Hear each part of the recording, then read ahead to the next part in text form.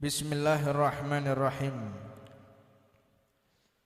Alhamdulillahi rabbil alamin. Wassalatu wassalamu ala asrafil anbiya'i wal mursalin Sayyidina Muhammadin wa ala alihi wa sahbihi wa man tabi'ahu bi ihsanin ila yaumiddin. Subhanaka la ilma lana illa ma 'allamtana innaka antal alimul hakim. Rabbi shrah li sadri wa yassir li amri wahlul 'uqdatam min lisani yafqahu qawli. Assalamualaikum warahmatullahi wabarakatuh.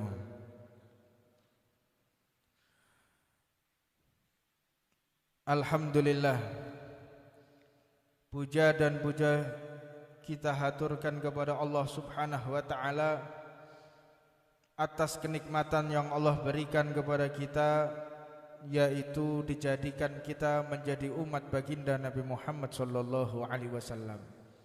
Maka rasa syukur kita menjadi umat Nabi besar Muhammad sallallahu alaihi wasallam dengan ditampakkan ketika kita taat atas perintah Allah dan menjauhi segala larangan Allah Subhanahu wa taala. Jika kita mempererat tali persaudaraan di antara kita, ini adalah wujud syukur kita kepada Allah Subhanahu wa taala. Fenomena akhir-akhir ini banyak umat Islam diadu domba. Banyak umat Islam satu dengan yang lain saling mencaci. Umat Islam satu dengan yang lain mereka saling membantai. Umat Islam satu dengan yang lain mereka saling menjatuhkan harga diri. Naudzubillah min dalik. Padahal Tuhan kita sama, Allah. Nabi kita sama, Allah. Kiblat kita sama, yaitu Ka'bah Al-Mukarramah. Tetapi fitnah yang terjadi di tengah-tengah kita, umat Islam antara satu dengan yang lain mereka saling bertikai. Maka kejadian ini marilah kita pahami, marilah kita kenang, sebagaimana Allah Subhanahu wa taala berfirman, wa qalu naqas wa kullan naqasu 'alaika min amba'i rasul man nuthabbitu bihi fuadak. Ibrah, di dalam cerita-cerita para nabi dan rasul sebelum Nabi Muhammad diutus, itu banyak pembelajaran. Nabi Muhammad masih dikatakan oleh Allah, wa kullan naqasu 'alaika min amba'ir rasul, aku sampaikan cerita-cerita tentang nabi, tentang rasul kepadamu wahai Muhammad. Tujuannya nutsabbit bihi fuadak, untuk mengkuatkan iman menjadi pencerah yang akan dilaksanakan oleh baginda Nabi Muhammad sallallahu alaihi wasallam. Maka tentunya kita sebagai umat Nabi Muhammad sallallahu alaihi wasallam tidak ada uswah yang lebih afdol daripada yang dicontohkan oleh baginda Nabi Muhammad sallallahu alaihi wasallam. Laqad kana lakum fi Rasulillahi uswatun hasanah. Di dalam diri Rasulullah sallallahu alaihi wasallam ada contoh perangai yang sangat sempurna. Ini Allah yang mengatakan, bukan manusia atau pejabat manapun. Di dalam diri Rasulullah wajib kita pelajari, wajib kita telaah untuk referensi kehidupan kita. Maka fenomena yang ada di tengah-tengah kita, mari kita segarkan lagi, mari kita telaah lagi, mari kita pikirkan lagi yang disampaikan oleh baginda Nabi Muhammad sallallahu alaihi wasallam. Fi haji wada', haji yang terakhir yang ditunaikan oleh baginda Nabi Muhammad sallallahu alaihi wasallam, beliau memerintahkan para sahabat setelah haji wada'. Nabi Muhammad mengatakan kepada para sahabat dan seluruh umat yang hadir, saksinya adalah Ka'bah Al-Mukarramah. Ucapan ini disampaikan kepada Nabi Muhammad, ya ayuhan nas, wahai segenap manusia, segenap orang-orang yang beriman, diamlah kalian. Diam kalian. Maka para sahabat satu dengan yang lain juga mengingatkan, diam. Nabi Muhammad mau berbicara, kalian diam semua. Perhatikan apa yang akan disampaikan oleh baginda Rasulullah sallallahu alaihi wasallam. Hal ini menunjukkan betapa pentingnya yang akan disampaikan oleh Rasulullah sallallahu alaihi wasallam. Maka Nabi Muhammad mengatakan, ayyaumin hadza, apa hari ini? Mereka tahu, para sahabat ini tahu kalau hari ini adalah 10 Dzulhijjah. 10 Dzulhijjah, Yaumun Nahar, Idul Adha. Mereka tahu, tetapi para sahabat tidak mau mengomentari, tidak mau menjawab. Apa sebab? Khawatir kalau Nabi Muhammad ini mau merubah nama atau ingin menekankan sesuatu. Kenapa ini bisa terjadi? Karena para sahabat melihat kesempurnaan baginda Nabi Muhammad sallallahu alaihi wasallam. Sempurna Rasulullah. Jadi kalau Rasulullah bertanya, mereka nggak berani menjawab. Maka para sahabat hanya mengatakan, Allah wa rasuluhu a'lam. Maka hanya Allah dan Rasulnya yang tahu tentang apa hari ini. Alaisa yaumun nahri, apakah benar ini adalah nahar, yaumun nahar, Idul Adha? Qalu bala. Para sahabat mengatakan, benar wahai Nabi Muhammad, ini benar. Maka Nabi Muhammad pun mengatakan, ayu syahrin hadza, apa nama bulan ini? Para sahabat tahu ini bulan Dzulhijjah, tahu. Tapi mereka diam melihat kesempurnaan Rasulullah sallallahu alaihi wasallam. Mereka mengatakan, Allah wa rasuluhu a'lam. Hanya Allah dan Rasulnya yang tahu apa hari ini, apa bulan ini. Maka Nabi Muhammad mengatakan, alaisa Dzulhijjah, apakah ini bukan Dzulhijjah? Qalu bala, bukankah ini bulan Dzulhijjah? Iya benar ya Rasulullah, ini bulan Dzulhijjah. Lalu Nabi Muhammad mengatakan, ayyu balladin hadza, apa nama negeri ini? Apa nama kota ini? Para sahabat masih tetap berprasangka kesempurnaan Nabi Muhammad sallallahu alaihi wasallam. Allah wa rasuluhu a'lam. Hanya Allah dan Rasulnya yang tahu apa nama kota ini. Ini menandakan sahabat itu melihat kesempurnaan Rasulullah. Tidak melihat sedikit pun pertanyaan itu atas ketidaktahuan Rasulullah, tetapi melihat sempurnanya diri Rasulullah sallallahu alaihi wasallam. Maka Nabi Muhammad mengatakan, alaisa baldatul haram, apakah bukan ini namanya negeri haram, kota haram, baldah Mekah al-Mukarramah? Qalu bala, benar ya Rasulullah, ini adalah baldatul haram, ini adalah negeri Mekah al-Mukarramah. Lalu Nabi Muhammad mengatakan, ini intinya memancing para sahabat untuk mendengarkan apa yang diucapkan Rasulullah dan memastikan mereka menjawab apa yang disampaikan Rasulullah, dan mereka merespon, mikir apa yang akan disampaikan oleh baginda Nabi Muhammad sallallahu alaihi wasallam. Wa bi hurmati yaumikum hadza wa syahrikum hadza wa biladikum hadza, demi kemuliaan hari kalian ini, demi kemuliaan bulan Dzulhijjah ini, demi kemuliaan tanah haram ini, inna dima'akum wa amwalakum wa a'radukum haramun bainakum. Ketahuilah, sesungguhnya nyawa kalian satu dengan yang lain haram untuk dibunuh. Harta satu dengan kalian harta kalian satu dengan yang lain haram untuk dirampas. Harga diri kalian antara satu dengan yang lain haram untuk direndahkan. Ini yang disampaikan oleh Rasulullah di saat-saat terpenting. Mari kita pahami lagi. Ini yang dikhawatirkan oleh baginda Nabi Muhammad sallallahu alaihi wasallam. Haram kalian saling membunuh. Haram kalian saling mencuri harta satu dengan yang lain. Haram di antara kalian saling menghina, saling menjatuhkan harga diri antara satu dengan yang lain. Nabi Muhammad pun mengatakan, yubalighum syahid minukum ghaib ila yaumul qiyamah.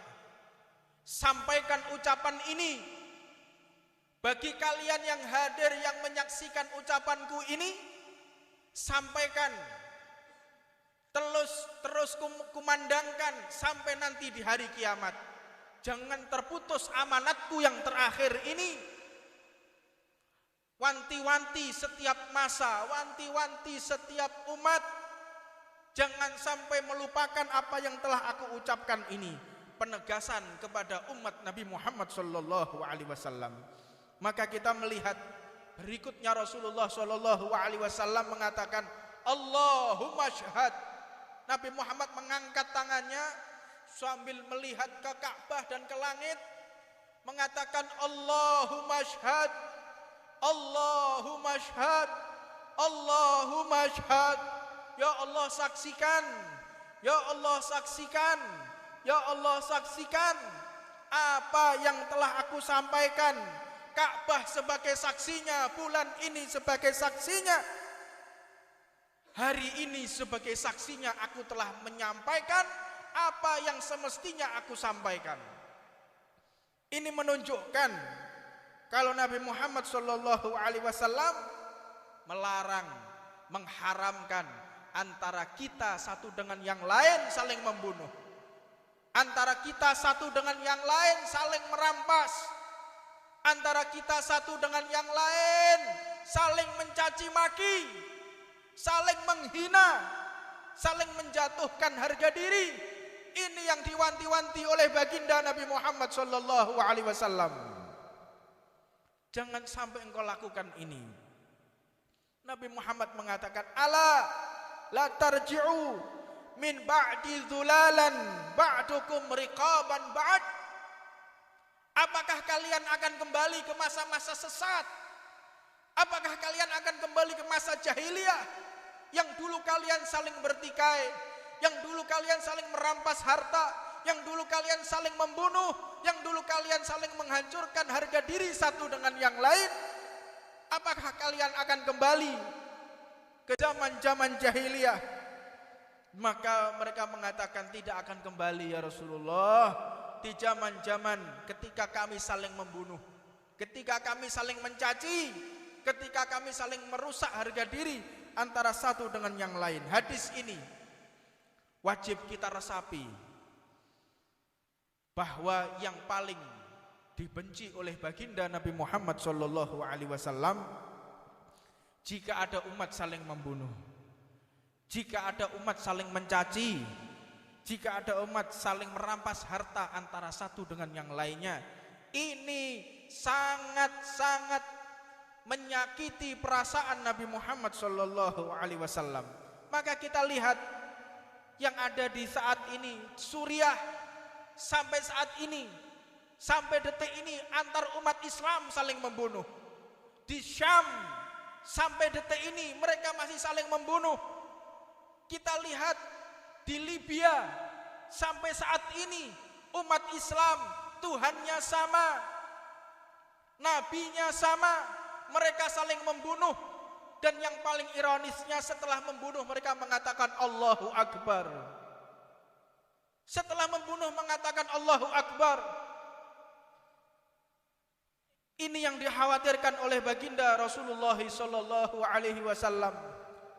Maka berhati-hatilah, hindarkan diri kita dari saling mencaci, hindarkan diri kita saling menjatuhkan harga diri terutama di medsos, di media sosial.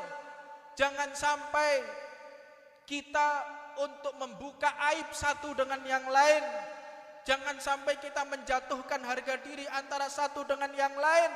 Hindari hal-hal yang menyebabkan keretakan ukhuwah umat Nabi Muhammad sallallahu alaihi wasallam. Dan di balik ini semua, la yafrahu syaitan illa bi thalathatin. Tidak ada yang mengembirakan hati iblis kecuali 3 perkara.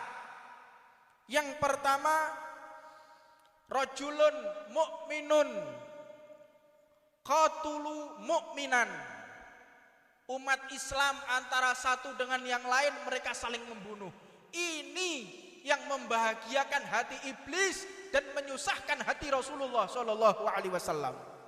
Jadi jika ada orang menyampaikan keburukan fulan bin fulan, menyampaikan rusaknya harga diri fulan bin fulan di halayak ramai, menjatuhkan harga diri antara satu dengan yang lain, membuka aib antara satu dengan yang lain, bahkan saling membunuh satu dengan yang lain, ini yang mengembirakan hatinya iblis dan menyusahkan hati baginda Nabi Muhammad sallallahu alaihi wasallam. Maka saya himbau kepada segenap umat Islam, kepada segenap organisasi Islam, kepada segenap partai-partai Islam, bersatulah kalian. Solidaritas kalian antara satu dengan yang lain, itu yang dibanggakan oleh baginda Nabi Muhammad sallallahu alaihi wasallam. Terpecahnya kalian wahai umat Islam, itulah yang menyusahkan hati Rasulullah dan mengembirakan daripada hati iblis. Maka hindari pertikaian di antara kita. Ini yang menyusahkan hati Nabi Muhammad. Yang kedua, mukmin mata ghairi iman. Yang menyusahkan, yang menggembirakan hati iblis, yaitu orang yang beriman mati tidak membawa iman, alias mati su'ul khatimah. Su'ul khatimah ini yang menyusahkan hati Nabi, menggembirakan hati iblis. Jadi kalau ada orang Islam mati, dia dalam keadaan tidak membawa iman atau su'ul khatimah, ini benar-benar girang hatinya iblis. Maka tujuan Rasulullah diutus oleh Allah, bagaimana caranya manusia ini hidup di dalam keimanan dan mati membawa iman. Naam, iya, memang ini adalah pekerjaan yang paling susah. Jihad gampang, jihad membunuh orang-orang kafir gampang. Ketahuilah, tapi itu bukan keinginan Rasulullah. Kita membunuh orang kafir sehingga dia mati kafir, itu bukan keinginan Rasulullah. Keinginan Nabi Muhammad, seluruh umat Islam, Bani Adam, semua ras, semua suku, semua wilayah meninggal dalam keadaan beriman kepada Allah Subhanahu wa taala. Jadi tujuan kita jihad untuk membunuh orang Islam, ini sesuatu yang paling salah. Salah besar. Jihad membunuh orang yang beriman kepada Allah. Maka ini fenomena yang dihembuskan di negara kita. Bagaimana caranya organisasi Islam satu dengan yang lain, mereka saling bertikai, mereka saling menghina, mereka saling mencaci, mereka saling menghancurkan harga diri antara satu dengan yang lain. Ini memang propaganda Zionis, ini propaganda Yahudi yang memang ingin merusak kerukunan antar umat baginda Nabi Muhammad sallallahu alaihi wasallam. Terus di negara kita dihembuskan terus. Bagaimana caranya ormas satu dengan yang lainnya, mereka saling mencaci, mereka saling membantai, mereka saling bermusuhan. Tetap yang rugi ini adalah umat Nabi Muhammad. Tetap yang rugi adalah umat Nabi Muhammad. Korbannya tetap umat Nabi Muhammad. Tidak ada korban di luar umat. Ini strategi musuh, konfrontasi dengan proxy war, perang proksi, perang urat saraf, mereka saling bertikai. Maka hati-hatilah diri kita untuk menanggapi daripada fenomena alam ini. Tarik diri kita, jangan ikut-ikutan mencaci maki antara satu dengan yang lainnya. Memang nanti kalau waktunya jihad, kita akan dipanggil oleh Imam Mahdi. Kita akan dipanggil oleh Imam Mahdi, jangan khawatir. Jangan kita bergerak sendiri-sendiri. Nanti ada komando dari atas. Kita jihad di jalan Allah. Tapi bukan saat ini. Kita masih nunggu. Nanti setiap saat kita akan niat. Setiap keluar dari majelis, mulai saat ini kita niat. Setiap kita berdiri dari majelis, sebelum kita berdiri, niat kita menjadi pembela Al-Mahdi. Mudah-mudahan kita semua termasuk daripada orang-orang yang membela Al-Imamul Mahdi. Maka dari itu, jangan sampai kita ini juga merasa aman dari mati su'ul khatimah. Jangan sampai di antara kita ini merasa aman dari mati su'ul khatimah. Kalau saya ini pasti husnul khatimah, ketahuilah ciri-ciri khas orang yang mati su'ul khatimah, yaitu mereka yang benci kepada para ulama, benci kepada para kiai, benci kepada para habaib, benci kepada para masyayikh. Mereka adalah orang-orang yang mati dalam keadaan su'ul khatimah. Na'udzubillah min dalik. Yang kedua, tanda-tanda orang yang su'ul khatimah, orang yang benci kepada Al-Quran, orang yang menistakan Al-Quran, mereka lah orang-orang yang mati su'ul khatimah. Dan yang ketiga, yang membuat orang mati su'ul khatimah, yaitu hubbud dunya. Cintanya dia kepada dunia, yang menjual akhiratnya demi dunia, yang menggadaikan imannya demi dunia, yang memenuhi hatinya demi dunia. Hubbud dunya damimah min khairin akimah. Hubbud dunya itu menutup pintu-pintu kebaikan dari Allah Subhanahu wa ta'ala. Orang kalau sudah cinta dunia, mindsetnya, pola pikirnya tiada lain hanya untung rugi dunia. Saya hadir majelis eman kalau sampai tutup toko. Saya tutup toko rugi, harusnya dapat sekian. Mau berangkat ke majelis, wah ini harus urunan. Mau berangkat ke majelis harus beli bensin. Di dalam pikirannya untung rugi, maka menutup kebaikan-kebaikan yang telah disediakan oleh Allah Subhanahu wa ta'ala. Perangi, hindarkan diri kita dari cinta kepada dunia. Maka para ulama niki menceritakan apa sih hubbud dunya itu? Apakah cinta dunia itu? Apakah berarti cinta dunia itu tidak boleh mengumpulkan harta? Apakah karena cinta dunia dilarang lalu tidak boleh mencari jabatan yang bagus? Apakah cinta dunia itu tidak boleh, maka tidak boleh kita menimbun harta? Bukan. Apakah harus kita ini tidak boleh memiliki rumah yang mewah? Bukan. Hubbud dunya itu adalah ghaflah. Hubbud dunya itu adalah lalai kepada Allah Subhanahu wa ta'ala. Harta itu ada harta dunia, ada harta akhirat.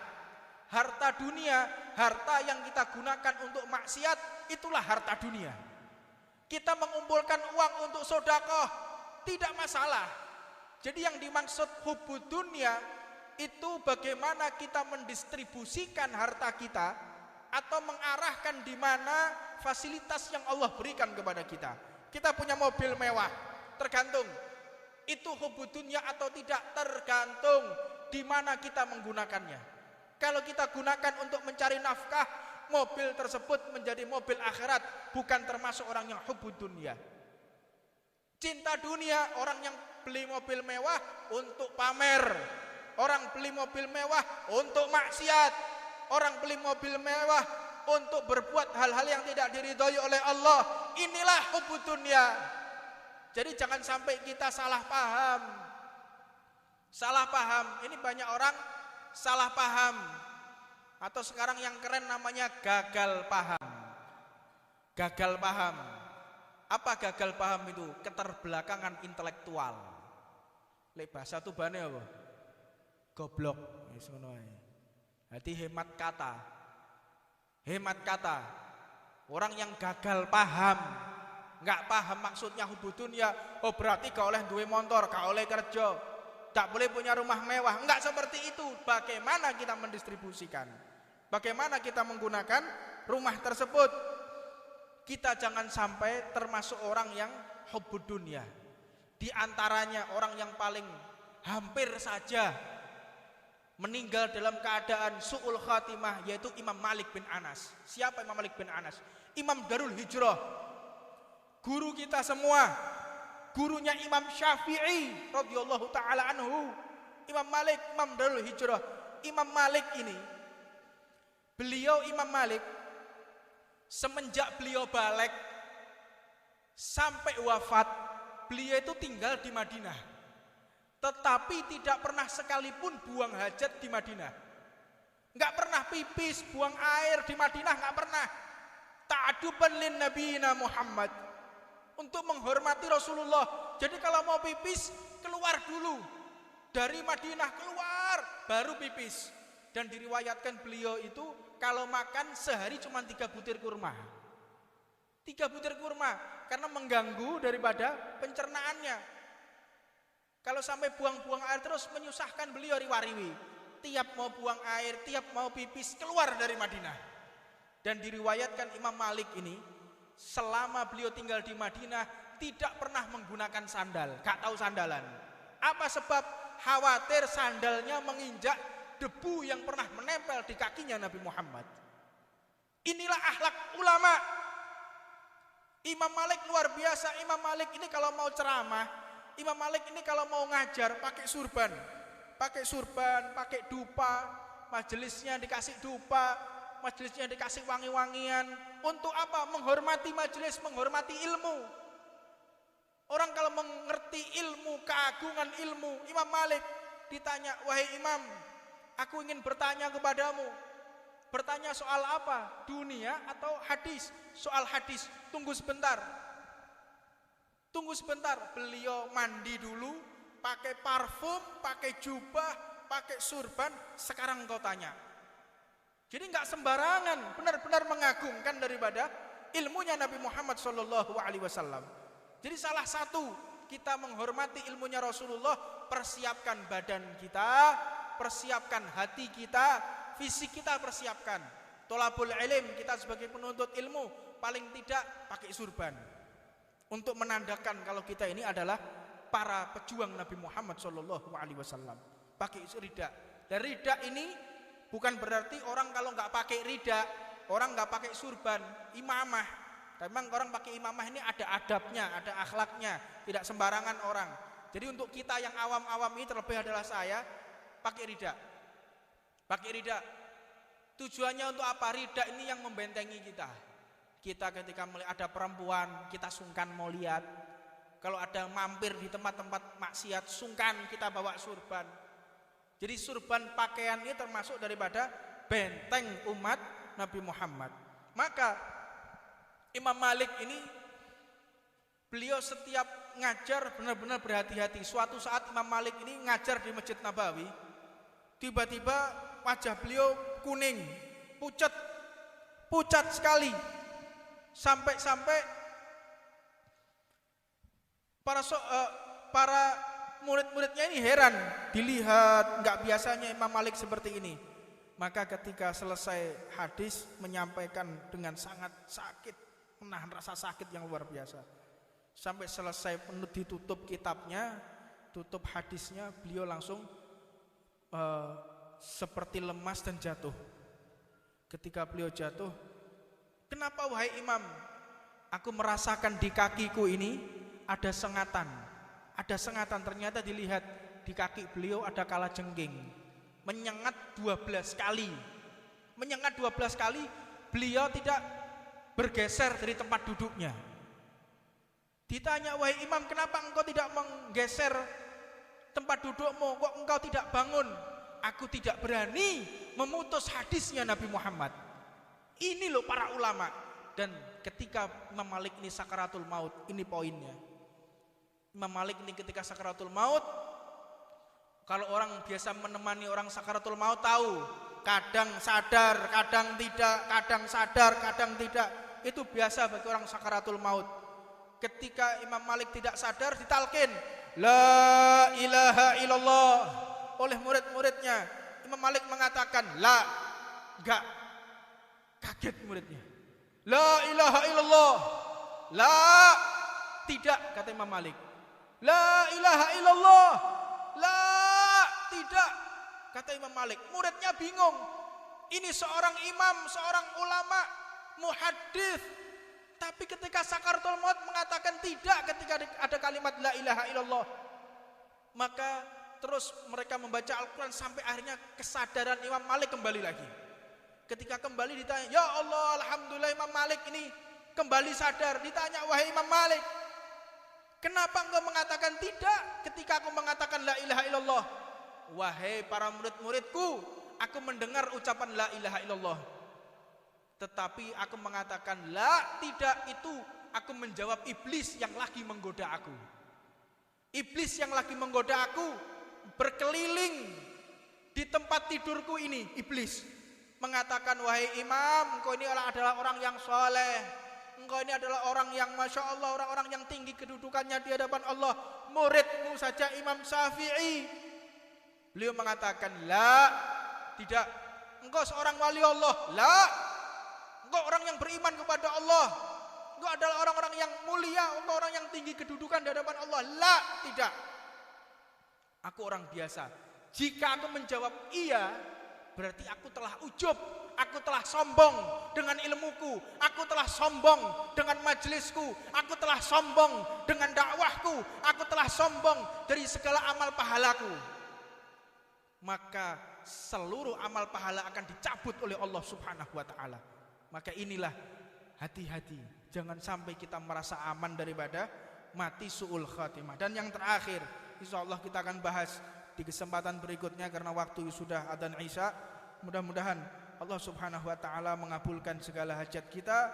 Hajat yang paling besar yaitu adalah meninggal dalam keadaan husnul khatimah. Ya Allah biha, ya Allah biha, ya Allah bi husnul khatimah. Rabbana atina fid dunya hasanah wa fil akhirati hasanah wa qina adzabannar. Wa ala man wa sayyidina Muhammad sallallahu alaihi wa sallam zaman wa ala man wa la Muhammad Jamal bin Abu Bakar ba'agil wa ila hadratin nabi Muhammadin sallallahu alaihi wasallam. Siril Fatihah.